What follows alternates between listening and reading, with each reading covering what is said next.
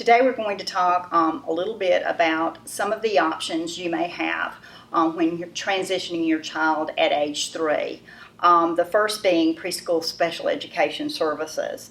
We talked a little bit about the federal law, the IDEA law, and the provisions for early intervention. I want to go a little bit more in depth about preschool special education for children ages 3 through 5 and the provisions in IDEA that govern the programs and services that your child may be accessing at ages 3 to 5. If you choose preschool special education, each child, by the law, must be evaluated.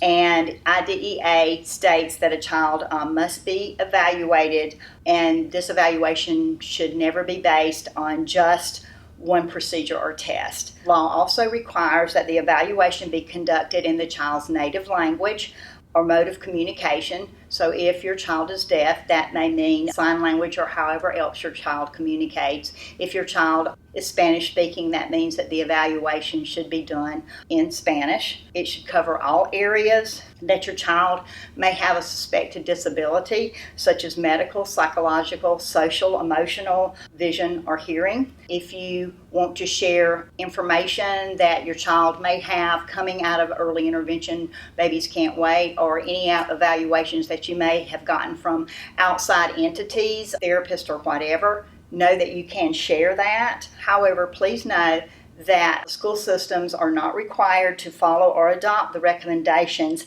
made particularly in those reports. Georgia Department rules and regulations are based upon the federal IDEA rules and regulations, and these regulations list the specific categories listed above. These are used for children receiving special education services.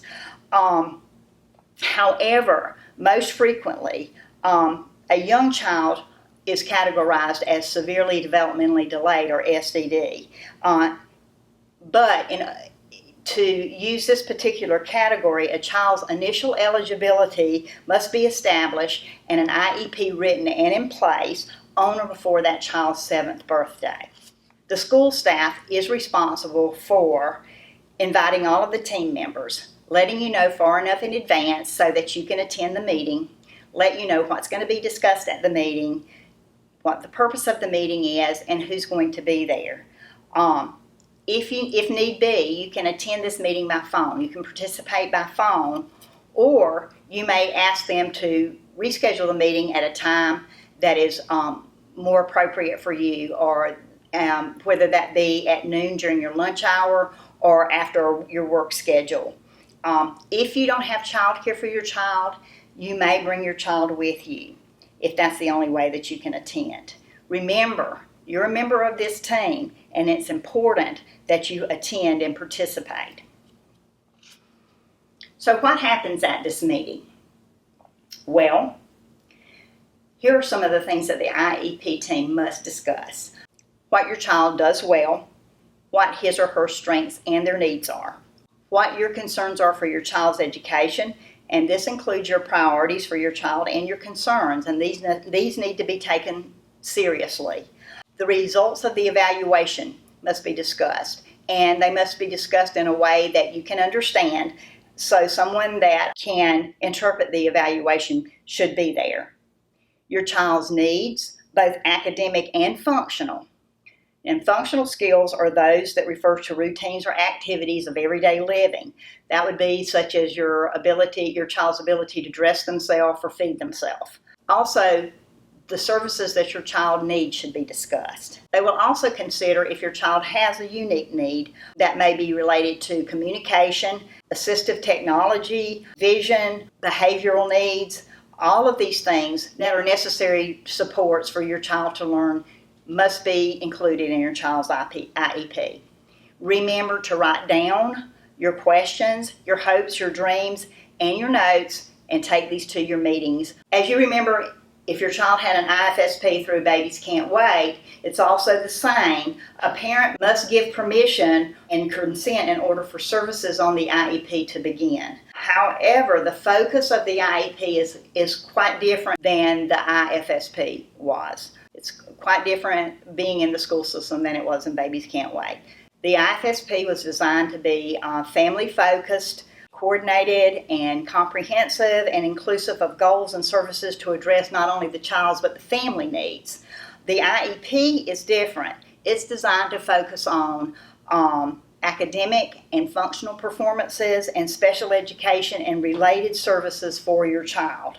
So, if the IFSP had goals that was related to services that supported your family, which included the parents and siblings or whomever, the IEP will focus on what your child needs to receive an appropriate education. Another thing that you'll need to consider is related services. That will be listed on your child's IEP if they are needed. Related services are those services that are provided if they are needed to help a child benefit from special education.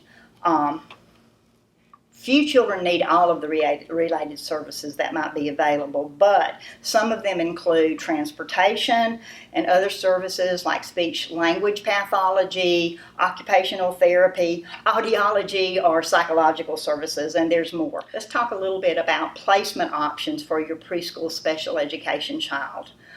There are a variety of placement options that you may have for a preschool student. Your child's IEP would really consider a full continuum of options when making placement decisions for a preschool child with a disability.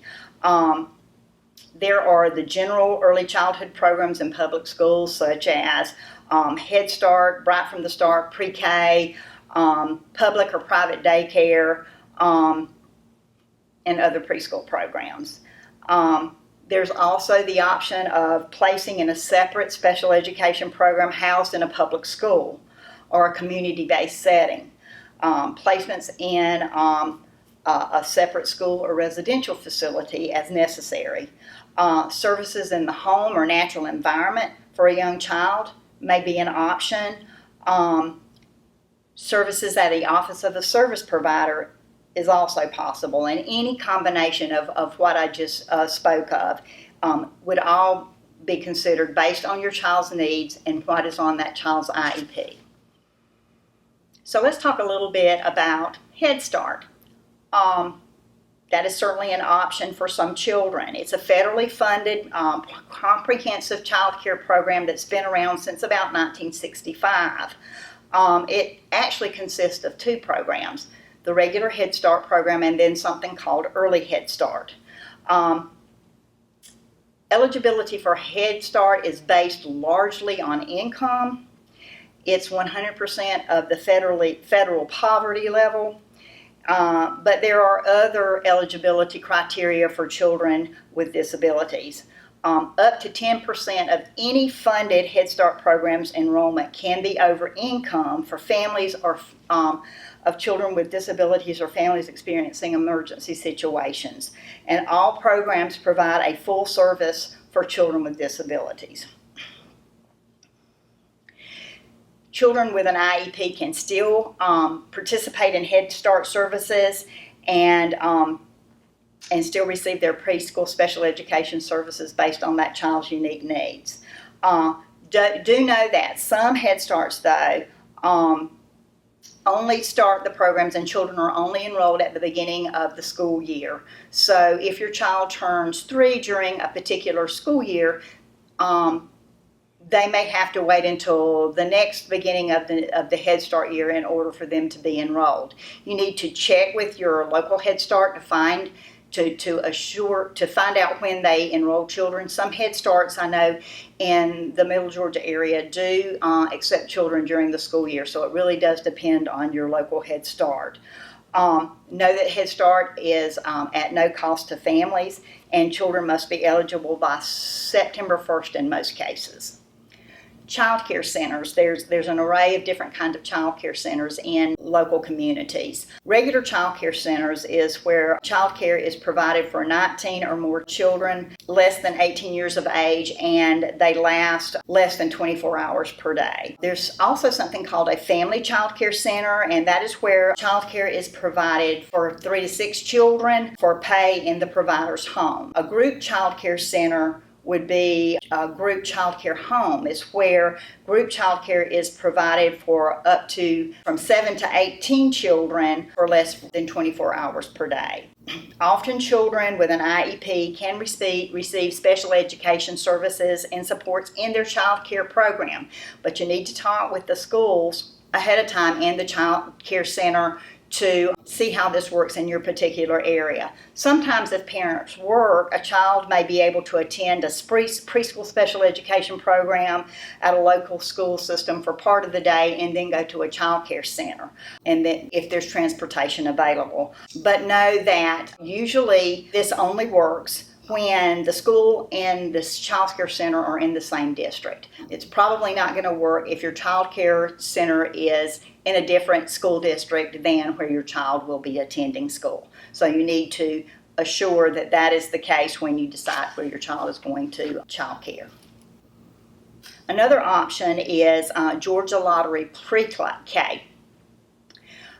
This is not an option for 3-year-olds. The child must be 4 years old at least by September 1st, on or before September 1st, and in order to be able to go to the preschool programs in Georgia. They are welcome. Children with disabilities are welcomed into the preschool classroom. However, if you're considering pre-K as an option for you, know that you must register your child early. A lot of times these slots fill up very fast, and sometimes it means even waiting in lines or participating in a lottery in order to get into a pre-K program. So you may not get into the first pre-K program that you choose. You may have to choose another one if yours is already, if you're the one that you chose already has the slots filled up. Make sure that the preschool program that you choose is in the same county or school system where you live, so that if your child has an IEP, that can be administered in that particular pre-K program.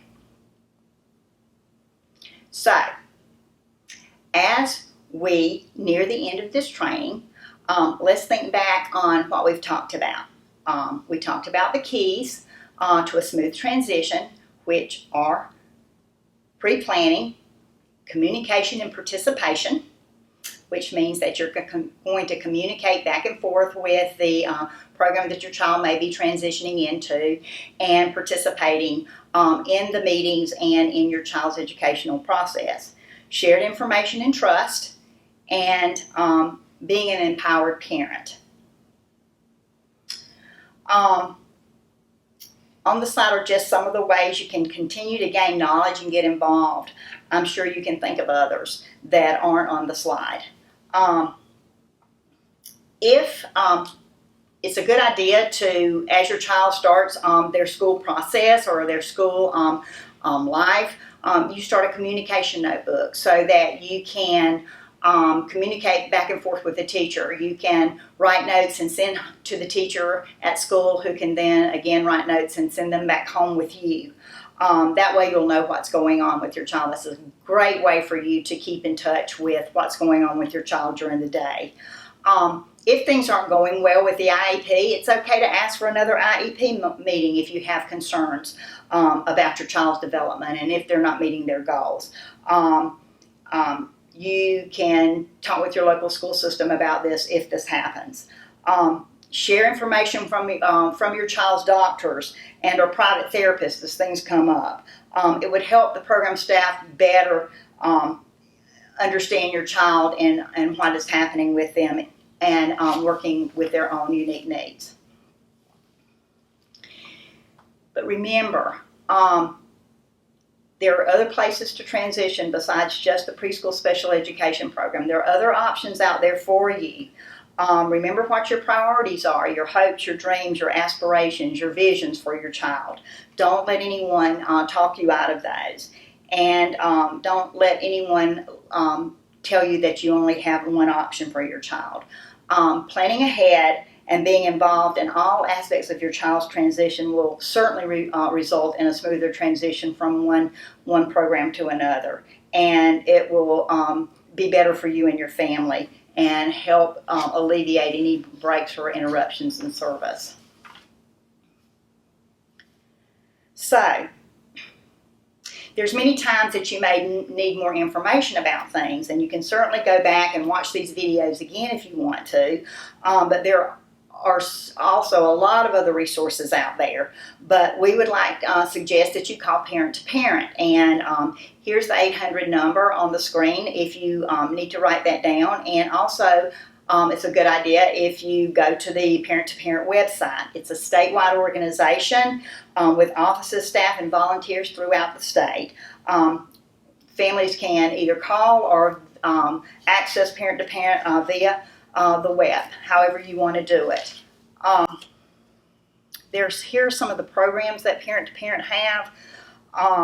They have a special needs database that has over 5,000 resources in over 140 categories, and you can search it online, and these are continually being updated so that new information is being added.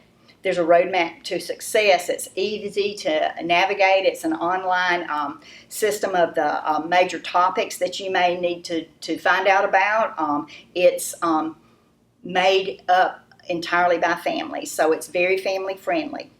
There's other supporting parents that you can talk to with Parent to Parent. Call and say that you would like to talk with another family about what your child's disability is, and they can match you with a supporting family or parent. One-on-one assistance. If you call Parent to Parent and have a question, many times they can give you assistance.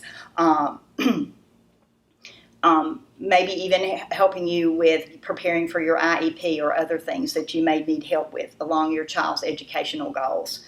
There are free trainings that are given throughout the state. You can also call Parent to Parent and ask that you would like to have a free training in your area. All kinds of online opportunities you can find through looking at the Parent to Parent website. They have webinars, social media, including Facebook, Pinterest, Instagram, and other areas. Just look at the website and see what they have available for you.